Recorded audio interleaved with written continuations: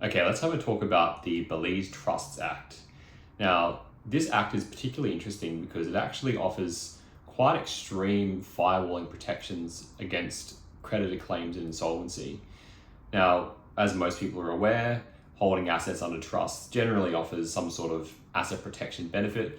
It can be used for various different reasons, tax planning, estate planning, things of this nature, but asset protection is also one of the key benefits of holding assets under a trust. Now, people put their assets into offshore trusts for a whole host of different reasons, but essentially, one of the main advantages of that is getting them out of the jurisdiction they're doing business in and out of their legal name and protecting those assets against creditor claims. Now, this is where Belize is interesting because I would say it's significantly more aggressive than other offshore jurisdictions like the Cayman Islands and Nevis even in relation to creditor claims.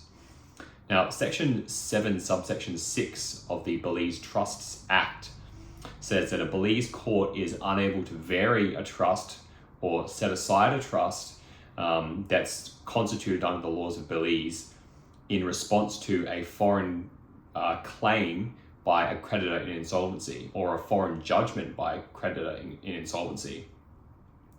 Now, where this gets extreme is the following section, 7 subsection 7, which says that this firewalling provision applies despite another provision of legislation about voidable transactions. So that provision is section 149 of the Belize Law of Property Act.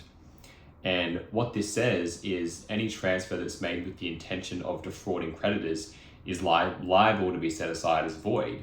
And I think most jurisdictions have something along those lines, which essentially says, look, if you transfer money out of your personal name with the intention of making those assets unavailable for your creditors, then we're going to say that that was a fraudulent disposition and the money's going to get clawed back into your personal name and it's going to be made available for your creditors.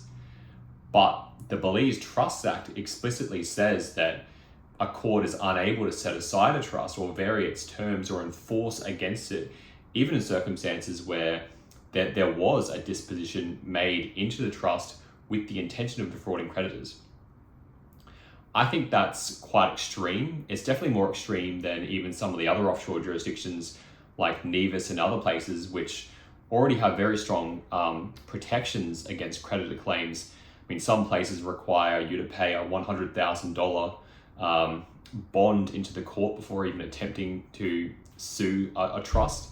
Other jurisdictions require certain heightened evidentiary thresholds for fraud and things of that nature. So, but nothing that I've seen quite comes close to this level of firewalling in the Belize legislation. So I just thought that was interesting enough to make a video about. Look, if you're into trust law and in particular offshore trust law, I make videos about both of those topics. So feel free to subscribe and follow along for more.